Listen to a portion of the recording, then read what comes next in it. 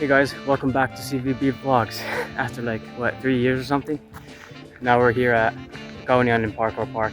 Pretty decent place, designed by good old friends at Parkour Keskus. Right now, wouldn't be allowed to be here, but obviously, no problem. Yeah, right, buddy. This channel's been quiet for too long, so let's just do some PK a little bit.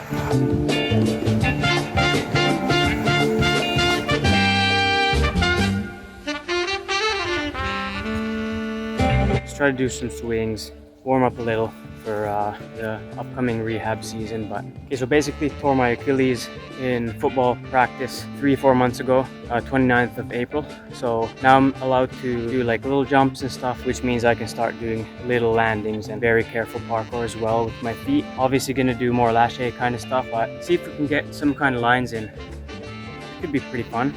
We'll see.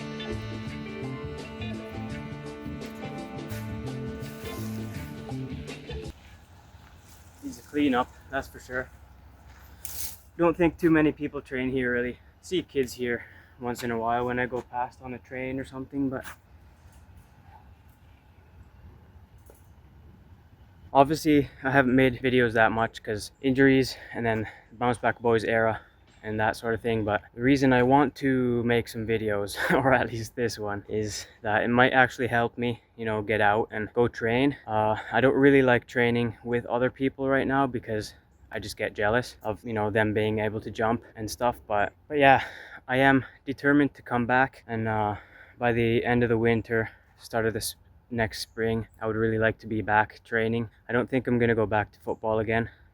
Soccer for you Americans. I don't know, even watching football wants me make what? But I don't know, even watching football makes me want to get back to the pitch, but I doubt my body can actually take it, like two sports at the same time properly, unless it's the second sport is like climbing, because that's kind of, I'll hurt my fingers but nothing else normally. Let's get to doing something. It's not cheating when you're injured.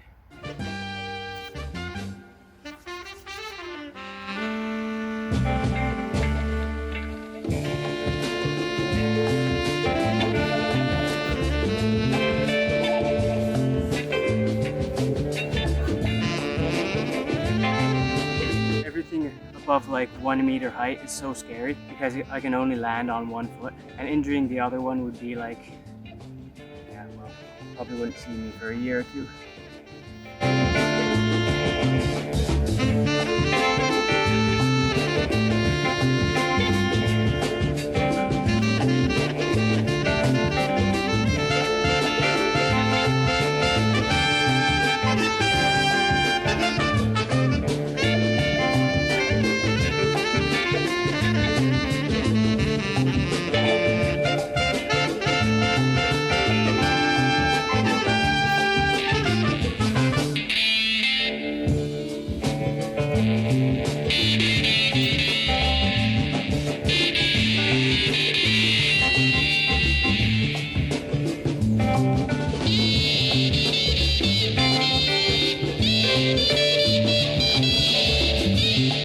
Petteri and I just spoke about being able to be spontaneous in your movement. I was just talking about the Stora podcast with Joe Scandrett and Dom Tomato, and they were talking about like the greatest of all time, you know, like the top 3 GOATs or whatever. Got me thinking, like many of the athletes they mentioned, we don't know if they're actually really spontaneous and creative in their movement, like, you know, just right off the bat. Say like if they had some sort of speed comp and they're not allowed to practice it, like, you know, how much the podiums would change and stuff. But inspired by that, which means inspired by me, I'll just try do some, you know, whatever I can with one foot, but kind of just test myself out. Touching back on the being spontaneous and creative in your own movement, like in the moment, you know, take Winston for instance. Everyone knows him here, you know, just being able to kind of warm up, just doing stuff, doing cool lines right away without planning them. That's really cool. I've always liked to train like that. I do all that kind of stuff and then go how I normally train, which is look for like a very difficult technically or a scary challenge to work on, and then, you know, it might just be one challenge per training session, but at least now I can practice creativity a bit and spontaneity. What is that word even? Yeah, not very surprising, but it's pretty difficult when you can't really step properly. But it's also too much cardio, which is, you know, PK isn't that these days. Come on, YouTube, it's the Grand Master. Let's go.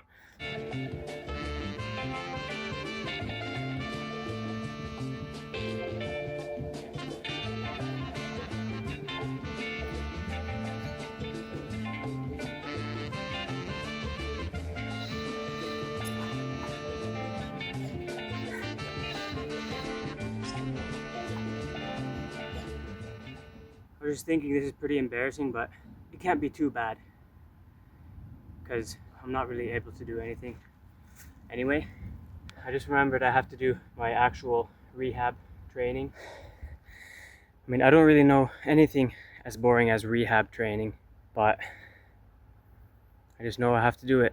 I mean, this is way better than before because I can actually do something dynamic right now, and you know, more high intensity slowly.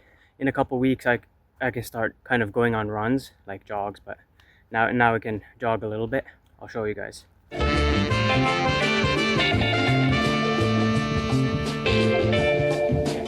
be honest, that's a pretty crazy Achilles tendon right there, if you ask me. You know, just do this stuff for another 5 months and boom, Bob's your uncle. I'm like 100% again. Yeah, so uncle. Just did a bit more jogging, and oh boy, it has so much to do with confidence, like just confidence in your own body. It's so scary to just run all of a sudden and hop and jump. I haven't done that for, you know, the whole summer. Just been scared of it, and now I have to start doing it. It's so weird. For the record, it's 12th of September. This rehab season just started this week, so hope it goes well. Oh, first try.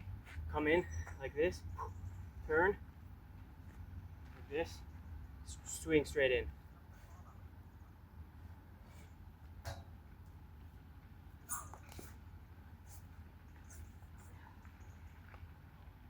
Barely acceptable climb up. Sorry about that one and the rest, I guess, but okay, let's see the angles.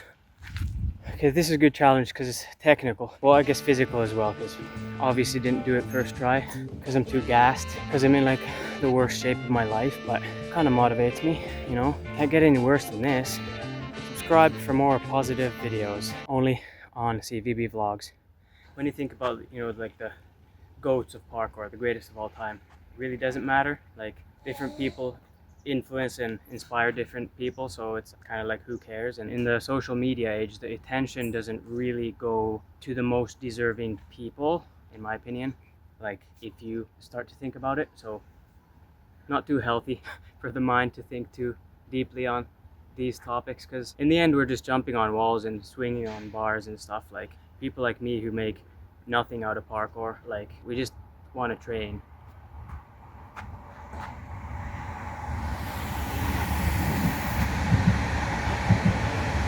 I mean, don't get me wrong, PK is like the most important thing in my life, in a sense. Like, when talking about actually challenging myself, actually doing the work mentally to overcome fear and just grinding through attempts on technical challenges, and there's nothing more fulfilling really for me. So I mean, can't really get more personal than that, so why delve on topics that kind of just make you annoyed?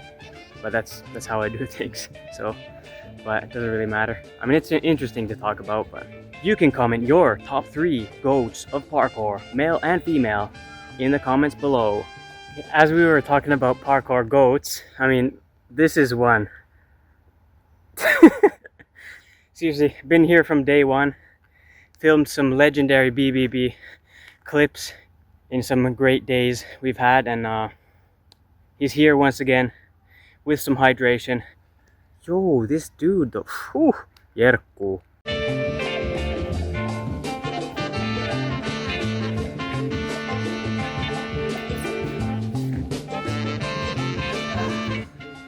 Okay, that's good enough. So gas that this legend is here. Let's go. Shout out to Valeri. Only the real ones know who he is.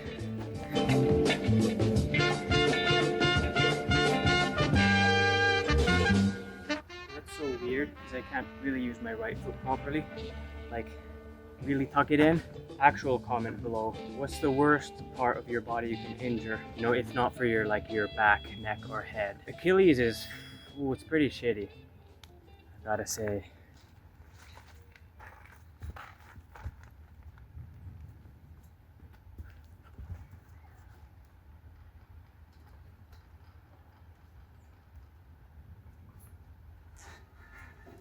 Oh, my knee.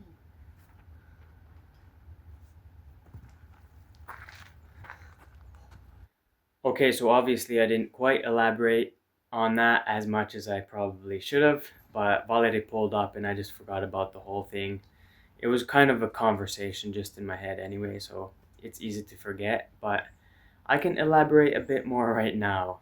Yeah, so when you're actually talking about the best or the greatest of all time in parkour, you really got to think about the movement and not just someone's got tons of followers or has won lots of competitions, you know, because that's not PK. I mean, a part of it, sure, but just being a pure, spontaneous mover, just like, you know, if you know Winston, if you know Daniel Ilabaka, obviously. Just through the years, you can see them just kind of innovate and try new stuff and just learn real quickly and be real creative in the moment, really spontaneous. You don't really need to like prep lines that much. If you can really go straight into it and do the stuff and just like learn through that and not like have to prep every little thing and count steps. And I was almost going, and if I would have let go, I would have been on my back, which obviously was a mistake because that would have been a really nice clip. So I gotta remember that next time. We're on YouTube now. I think that is a really big part of if you're actually really good in parkour. I don't know if that actually makes sense to most of you, but it's a thought and it's something I want to be good at and I think I'm okay at, I guess. It's kind of like you automatically have good flow while you're doing stuff that you haven't tried before, in a way. But I didn't take any impact on my arms. I just straight on the wounded shoulder.